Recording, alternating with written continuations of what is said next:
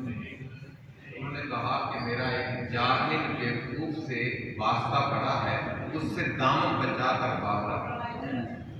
اس آدمی نے کہا آپ تو مردوں کو زندہ کر دیتے ہیں اور جاہل سے دامن بچا کر بھاگ رہے ہیں۔ کہا میں مردہ زندہ کر سکتا ہوں پر جاہل کو کبھی تصدیق نہیں کر سکتا۔ تو امام حسن کو حضرت علی نے نصیحت کی کہ جاہل لوگوں کی صحبت اختیار نہیں، اور اس کی مجلس میں کبھی بھی نہ جاؤ جس کی مجلس میں بیٹھنے کی وجہ سے تمہارے قلب و باطن پر کوئی اچھے اثرات مترتب نہ ہو۔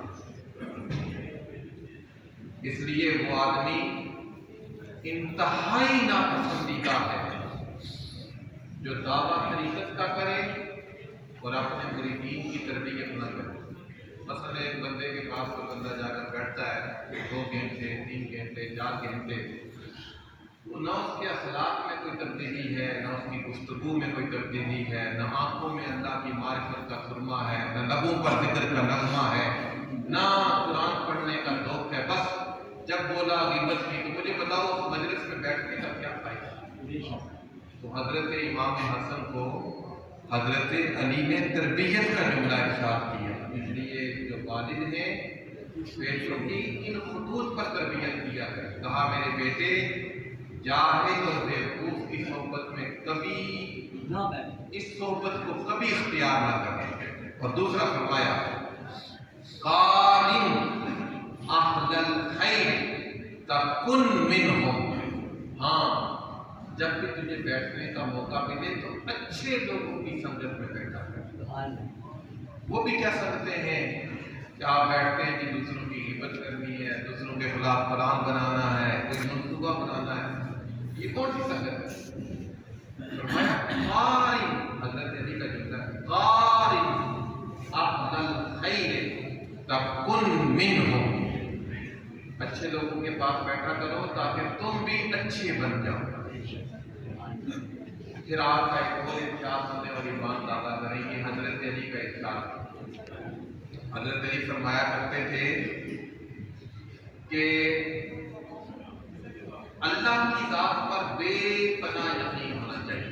من اعتمد علی اللہ فلا صلی ولا صدى ولا صلى ولا صلى، کہ جس کا یقین رب کی ذات پر ہوا اللہ تعالیٰ اس کے مال میں کبھی کمی واقع نہیں کرے، اس کی عزت میں کبھی کمی نہیں واقع کرے۔ اور پھر آپ کے دل میں کتنا یقین تھا، آپ کے ہاتھ میں کس قدر یقین کے چراغ تھے۔ ایک مرتبہ ایک مجوسی سے آپ کا مناظرہ ہوا۔ مناظرہ کا مطلب ہوتا ہے کسی چیز کو ثابت کرنا، ایک دوسرے کو دکھانا نہیں ہوتا۔ اس نے کہا کہ علی تم یہ کہتے ہو کہ مالک حقیقی رب ہے، کاسات حقیقی رب ہے، یہ بتاؤ مجھے کسی ایسے کمرے میں داخل کر دیا جائے جہاں ہوا بھی داخل نہیں ہو سکتی۔ حضرت علی نے کہا، مجوسی نے کہا عجیب، تمہارے لبوں پر یقین کے چراغ جگمگا رہے، تمہارے ہاتھوں میں یقین کا فانوس ہے، تم یہ کہتے ہو کہ کاسات حقیقی اللہ کی ذات ہے، بتاؤ تمہیں ایسے کمرے میں بند کر دیا جائے جہاں ہوا بھی داخل نہیں ہو سکتی، تو تمہیں وہاں رزق کون دے گا؟ جب اس طرح کی شخصیات کے حوالہ سے آپ سنیں تو محض جذباتی نعرے نہ لگایا کریں، ان کی تعلیمات کو بھی سمجھا کریں۔ مثلا مزارات پر لوگ آتے ہیں تو مولا علی کا نعرہ ذرا بڑے بالغانہ انداز میں لگاتے ہیں، لگانا چاہیے، میں نہیں کہتا نہ لگائیں، لیکن کبھی ان کی تعلیمات بھی پڑھیں۔ آپ فرمایا کرتے تھے لو خیرت بین اثنین بین المسجد والجنہ فاخترت المسجد، اگر اللہ تعالیٰ مجھے اختیار دے کہ علی تمہیں جنت لینی ہے یا مسجد لینی ہے تو تاجدار حضرت عطا کہتے ہیں میں جنت کو چھوڑ دوں گا، مسجد کو اختیار کر دوں گا۔ مزار پر بڑے واضحانہ انداز میں جاتے ہو، اللہ کے دربار میں کیوں نہیں آتے؟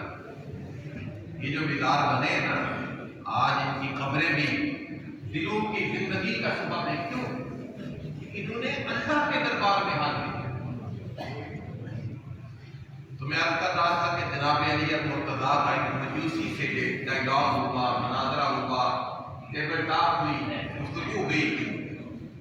اثناء گفتگو اس نے کہا کہ علی تم یہ کہتے ہو کہ مالک حقیقی، صاحب حقیقی اللہ کی ذات ہے، تمہیں کسی ایسے بند کمرے میں داخل کر دیا جائے جہاں ہوا بھی داخل نہیں ہو سکتی، تو کہاں سے تمہیں رزق ملے گا؟ جناب علی کو کیا اللہ تبارک و تعالیٰ نے دانش و عقل کی خیرات عطا کی. کہا یہ بتاؤ مجھے اس بند کمرے میں موت آ سکتی ہے؟ اس نے کہا موت تو آ سکتی ہے.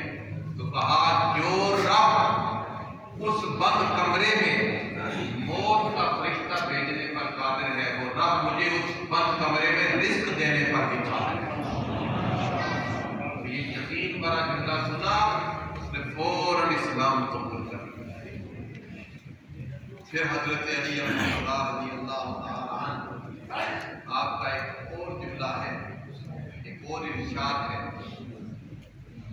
ماہر معاشیات یا ماہر اقتصادیات کوئی معاشی پالیسی دیتے ہیں نا، آپ نے سکون اور آسودگی کے لیے ایک جملہ ارشاد کیا. فرمایا من لم یقنع لم یشبع، جو بندہ قناعت نہیں کرتا وہ کبھی خوشحال نہیں ہوتا. یعنی آمدن سے زیادہ آپ خرچنا شروع ہو جائیں گے تو کس طرح خوشحال ہوگا؟ دو نفسی خوشحالی کا قرار قطار ہے. پھر جناب علی مرتضیٰ رضی اللہ عنہ باتوں بہت باتونی ہوتے، ادھر بات کی ادھر بات کی باہر بات کی. آپ کا ایک ارشاد ہے اذا تم العقل ناقص الکلام، جب بندے کی عقل مکمل ہو جائے تو وہ کم بولتا ہے، ہر وقت وہ تو اس کے کان سما خراشی نہیں کرتا. اور پھر جناب علی مرتضیٰ رضی اللہ عنہ آپ اکثر فرمایا کرتے تھے کہ دو طرح کے آدمی کبھی شیر نہیں ہوتے. ایک دنیا کا طلب کرنے والا کبھی اس کی تشنگی ختم نہیں ہوتی. انہوں نے فرمایا قلب الشیخ شاب علی حب اثنین، بوڑھے آدمی کا دل دو چیزوں پر ہمیشہ جوان رہتا ہے. ایک العیش والمال، 90 سال کا بوڑھا چاہتا ہے مجھے 90 سال اور مل جائے، اور کروڑ کا مالک چاہتا ہے مجھے اور کروڑ مل جائے. تو دو طرح کے آدمی حضور نے فرمایا کبھی سیر نہیں ہوتے. حضرت علی کا بھی ایک جملہ ہے، آپ نے فرمایا دو طرح کے آدمی کبھی سیر نہیں ہوتے. ایک دنیا کا سیر نہیں ہوتا، اور دوسرا علم کا حریص کبھی سیر نہیں ہوتا. آپ کسی پگڈنڈی سے گزر رہے تھے، ایک بوڑھے آدمی سے ملاقات ہوئی. حضرت علی جانتے تھے کہ کوئی بڑا ہوا نہیں ہے. آپ نے فرمایا بوڑھے آدمی کو کہا بھائی کچھ پڑھ لو، اس پیرانہ سالی میں، اس کبر سینی میں، اس بڑھاپے میں تمہاری کمر ٹیڑھی ہو چکی ہے، کچھ پڑھ لو. اس نے کہا حضرت علی کی خدمت میں کہ داماد مصطفیٰ امیر المومنین تاجدار حضرات، اس پیرانہ سالی میں پڑھتے ہوئے مجھے شرم محسوس ہوتی ہے. بڑے آدمی کو کہا کہ کچھ پڑھ. اس نے کہا حضرت آپ کا ارشاد سر آنکھوں پر اس بڑھاپے میں پڑھتے ہوئے شرم محسوس ہوتی ہے. تو آپ نے فرمایا اس بڑھاپے میں جاہل رہنے پر شرم محسوس نہیں ہوتی. اس نے کہا پڑھنے میں شرم ہوتی ہے. آپ نے فرمایا کہ جاہل رہنے میں شرم کبھی محسوس نہیں ہوتی. تو جناب علی مرتضیٰ کے جو ارشادات ہیں یہ ہماری رہنمائی کرتے ہیں. آپ میں سے بیشتر لوگ یہاں بزرگ بیٹھے ہیں، ہمارے پاس اپنا علم بڑھانے کا کوئی اور ذریعہ نہیں، علم کو فضول کرنے کا کوئی اور سبب نہیں. ایک جمعہ کا دن ہوتا ہے، PCU ٹائم یہ کہہ چکا ہوں کہ ہم نے جمعہ کا ٹائم چینج کیا ہے. 2 رکعتیں پڑھنے کے لیے نہ آیا کریں، علم سیکھنے کے لیے آیا کریں، شعور لینے کے لیے آیا کریں. جمعہ کے موقع پر نیت کر کے گھر سے نکلا کریں کہ ہم نے کچھ نہ کچھ لے کر آنا ہے، کچھ نہ کچھ سیکھ کر آنا ہے، کچھ نہ کچھ حاصل کر کے آنا ہے. اور پھر جناب علی المرتضیٰ رضی اللہ تعالیٰ عنہ آپ نے اپنے بیٹے امام حسن کو ایک نصیحت کی. ایک نصیحت تو یہ تھی کہ جاہل کی سنگت اختیار کریں. میری عمر 40 سال ہو گئی ہے، میں نے آج تک شعوری طور پر کبھی کسی جاہل بندے کے ساتھ سنگت اختیار کرنے کی کوشش نہیں کی. ہمیشہ اپنے وقت کو قیمتی جانا ہے. کوشش کی ہے کہ جاہل بندے سے اپنا دامن بچایا جائے. جاہل